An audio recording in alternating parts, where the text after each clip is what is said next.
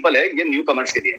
जो मार्केट में new commerce आते हैं उनके मन में एक, कई लोग मेरे को पूछते हैं बेचारे कि कैपिटल कहां से लाएं, राइट? कि शेयर बाजार में करने के लिए हमारे पास तो पैसे नहीं है, तो हम कैपिटल कहां से लाएं? तो इस बोलकर हमको ट्रेडिंग करनी पड़ती है ताकि ट्रेडिंग में हमारे पास में पैसे आ जाएं, उसके बाद में हम इन्वेस्टमेंट करनी है। ये मिथ्या है, ये मिथ है, एक झूठ है, और ये झूठ अपने आप से ये झूठ है। तो मैं इनको बोलता हूं भैया यहाँ पर कोई गारंटी है क्या कि तुम ट्रेडिंग कर लेगा? तो ट्रेडिंग के पैसे कहां से लेकर आएगा?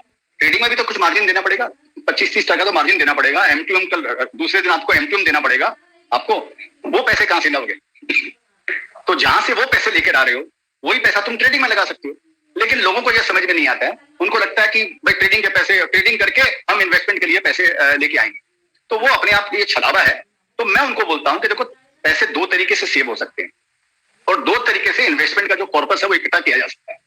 क्या तो तुम्हारी कोई दूसरी इनकम हो, या आप कोई नौकरी कर रहे हो, या कोई आप बिजनेस कर रहे हो, या कोई आपकी दुकान हो, या पिताजी के रेस्टोरेंट में खाना खा रहे हैं, पिताजी से पॉकेट खर्चा मिल रहा है, वो पैसा आपके पास में इकट्ठा हो रहा है। तो उस पैसे को आप सेविंग करके, अगर सपोज आपको 5,000 रुपया महीना मिलता है, आपको 10,000 रुपया महीना मिलता है, या 5,000 मिलता है, या 2,000 रुपया महीना मिलता है पॉकेट खर्चे का, उसको आप सेविंग कर लो। उसमें से 1,500 रुपया सेविंग करो, 2,000 में से, 5,000 में से 4,000 रुपया सेविंग करो, 10,000 मिलता है तो 4,000 रुपया, 8,000 रुपया सेविंग करो। वो सेविंग वो ज़ारा में जाकर मत लुटाओ उसको, या उसको किसी पार्टी वार्टी में जाकर उसको मत लुटाओ उसको। तो वो सिंपल है कि 10,000 रुपया महीने का अगर आप बचाते हो एवरी महीने, तो 12% का अगर आपको CAGR रिटर्न अगर आपको आता है तो 20 साल में 1 करोड़ रुपया होता है।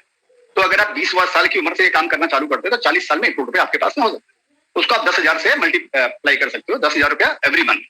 बिल्कुल ठीक है सर। तो ये मैं लोगों को बताता हूँ कि कोई भी खर्चा करने के पहले दोस्त, तो ये सोच कि मेरे को ब्रांडेड लेने का है क्या, कोई जरूरत है क्या?